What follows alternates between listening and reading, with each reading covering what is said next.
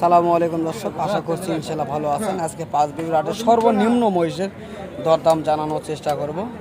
এখানে 4টি মহিষ রয়েছে।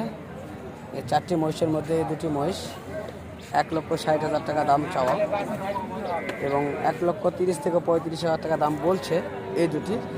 আর এই দুটি 1,30,000 চাওয়া আর দাম বলতেছে শুধু 90,000 টাকা। দর্শক, একবারে সীমিত রেটে এই দুটি মহিষ পেয়ে যাবেন।